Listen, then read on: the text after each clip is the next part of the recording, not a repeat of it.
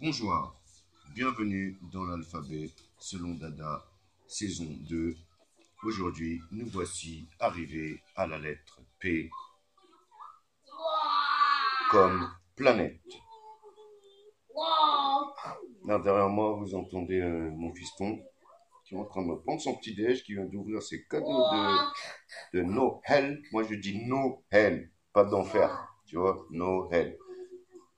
Parce que Noël, je sais pas qui c'est celui-là, je sais voilà, il y a des gens qui s'appellent Noël, mais voilà, rien à voir avec la supposée nativité. Mais ça, je ne suis pas là pour vous parler de ça. Peut-être dans un prochain alphabet son dada, je ne sais pas. Ouais, ça s'appelle un grinder. C'est pour effriter la weed, pour ceux qui ne connaissent pas. Je suis en train de me préparer une petite bûche de Noël, là, parce qu'on est le 25 décembre, le jour de Noël. Ouais. Donc, P comme planète. Alors, pourquoi P comme planète? Alors, paraît-il, nous vivons sur une boule.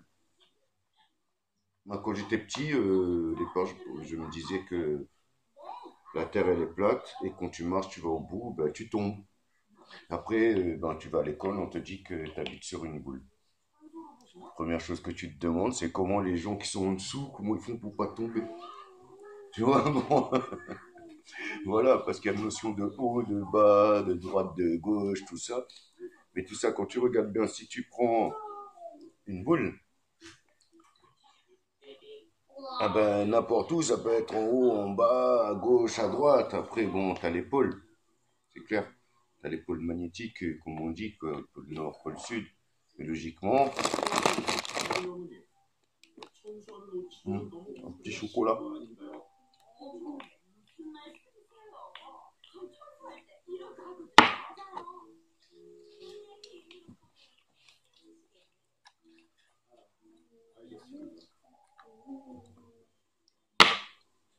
Donc voilà, les gens, ils ont été dans l'espace, il y a des milliers de satellites et tout ça, paraît-il. Et lorsque tu te penches un peu plus sur le sujet, tu t'aperçois que finalement, il est possible que la Terre ne soit pas ronde. Peut-être qu'elle est ronde, mais peut-être qu'elle est plate. Et oui. Ou peut-être qu'elle a une toute autre forme qu'on ne peut même pas s'imaginer. Qu'est-ce qui me fait dire ça maintenant? Attention, ne prenez pas pour acquis ce que je vous dis et dire ouais, le mec, il croit que la Terre elle est plate, donc quoi il est tombé, nanani, nanana. Bon, vous pouvez vous moquer, si vous avez envie de vous moquer, c'est pas grave. Hein. Tant que ça vous fait rire, tant mieux. Je préfère que ça vous fasse rire plutôt que ça vous fasse pleurer. Mais en tout cas, voilà, il y a des trucs qui font que on pourrait très bien croire que la Terre est plate. Pourquoi je dis ça? Bien que je n'ai pas les moyens de vérifier par moi-même, mais ce qu'il faudrait faire, c'est vérifier par soi-même. Alors, premièrement, qui peut m'expliquer comment on peut essayer de courber l'eau? L'eau ne se courbe jamais. L'eau est toujours plate, tu vois, lorsque tu prends un verre, une bouteille, ce que tu veux, l'eau elle est toujours à l'horizontale. Tu mets la bouteille comme ça, l'eau elle est comme ça, quoi. Tu vois, même si tu mets l'eau dans une boule, l'eau elle est comme ça. Tu vois, à moins que l'eau remplisse toute la boule, mais là c'est autre chose.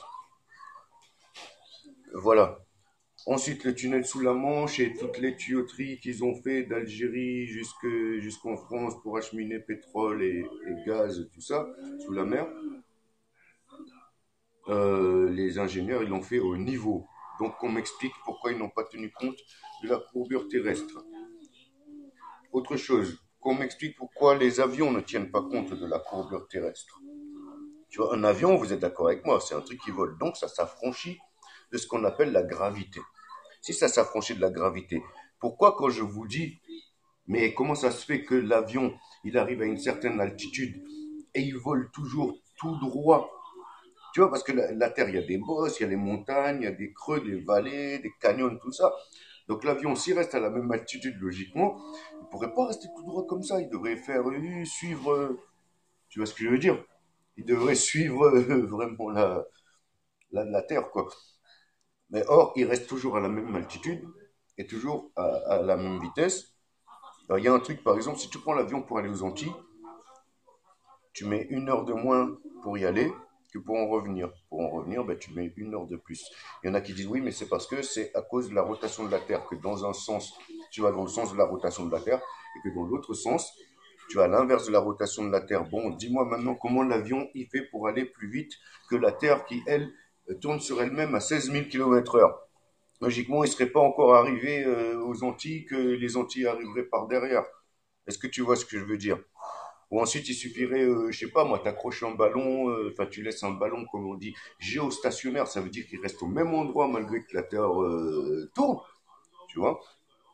Et et t'attends que le pays où tu vas, il arrive en dessous et puis tu le descends, tu vois. Si tu réfléchis par la logique, ensuite la ligne d'horizon, voilà, ben, c'est le fiston qui vient faire un petit bout, un petit coucou. Noah,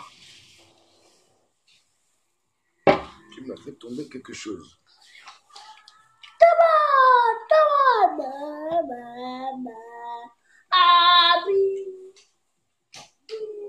Donc pour en revenir où j'en étais, dans ce que je voulais dire, c'est que quand la ligne d'horizon, quand tu regardes la mer, par exemple, quand tu regardes au bout de la mer, quand tu vois les bateaux qui s'éloignent, au bout d'un moment, tu vois plus que le mât qui dépasse. Mais si tu prends un télescope, tu verras de nouveau le bateau qui réapparaît. Euh, Ensuite, il y a des trucs qu'on voit en entier qui devraient, de très loin et qui devraient disparaître derrière une courbe. Ces courbes, il y avait. Ensuite, il y a le trajet des avions. Des fois, les avions font des trajets bizarres si la Terre est ronde. Tu vois? Tiens, un avion, s'il va tout droit, pour ne pas se retrouver projeté dans l'espace, il devrait piquer du nez tous les 5 minutes, je sais pas combien de kilomètres, tu vois. Bon, déjà qu'il va plus vite que la Terre dans un sens, je sais pas comment il fait, mais bon. Voilà, en tout cas, la NASA nous ment, l'aérospatiale, tous les gens qui sont dans l'aérospatiale, enfin pas tous les gens qui sont dans l'aérospatiale, mais les grosses têtes qui dirigent nous mentent. Parce qu'il y a plein de trucs, quand tu vois l'ISS, là, déjà, ils mettent une musique hypnotique. Tu peux regarder en direct, tu vois une musique hypnotique. Ensuite, la Terre, elle est un peu trop petite, un peu trop petite par rapport à la distance où est censé être l'ISS. Et autre chose, c'est que tu vois aucun satellite, aucun débris spatiaux, tu vois les nuages, ils bougent pas, tu vois direct que c'est faux. Même le mec qui a sauté là, soi-disant le plus haut du monde, là, bah regarde, quand tu vois quand il est à l'intérieur de sa capsule, avant de sauter en parachute, là, ce que tu vois l'horizon, il est plat. Il est tout droit. Et quand il saute, là, tu vois que c'est courbé, mais tu vois, c'est bien plus petit que ce qu'est la Terre logiquement, parce que c'est filmé avec une GoPro, c'est une caméra GoPro qui prend le relais. Or, une GoPro, tout est courbé, quoi. Tu vois, tu peux filmer le Petit Prince, quoi. T'es chez toi, tu mets la GoPro, ça a un effet que voilà, t'auras l'impression d'être sur une boule alors que t'es chez toi, tu vois ce que je veux dire. Voilà, c'est ça l'effet de la GoPro, quoi. On nous ment sur plein de trucs, quoi. Moi, je me demande si ça, tout ça, ça part pas dans l'armement, et les nouvelles technologies et tout l'argent qu'ils utilisent, soi-disant pour la recherche spatiale. Donc il y a des gens qui crèvent la dalle et tout, tu vois. Bon, ceci dit, ça prouve pas que la Terre soit plate, ça prouve pas ce que je dis ou ce que je ne dis pas, parce qu'en fait, moi, je ne sais pas, hein, tu vois ce que je veux dire. J'ai pas vérifié. Si un jour j'ai les moyens de vérifier, je vérifie avec plaisir, et bien que j'ai les moyens enfin, je n'ai pas les moyens de vérifier. J'ai déjà pris plein de fois l'avion.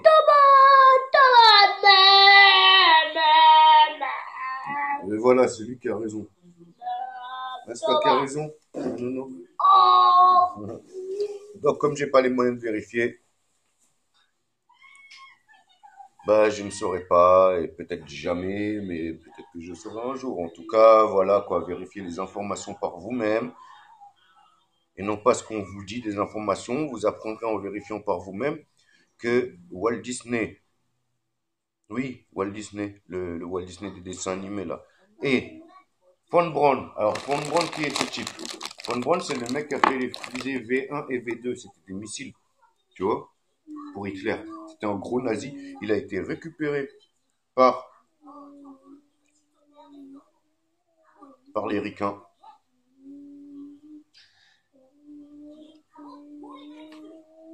Pour faire des armes.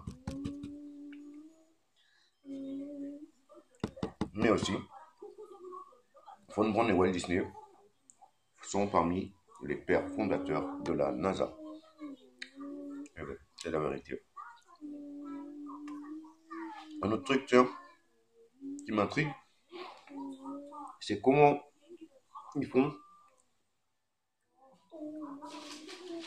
pour allumer des réacteurs, propulseurs, rétro-propulseurs et je sais pas quoi, des satellites, ou des navettes ou autres engins spatiaux dans l'espace. Comment c'est possible? Puisqu'ils disent qu'il n'y a pas d'air. Quand tu regardes une planète avec un télescope, moi j'ai déjà regardé, hein, n'inquiétez pas, hein. Quand tu regardes, c'est pas du tout comme on te montre à la télé, quand on te montre, on te dit oui.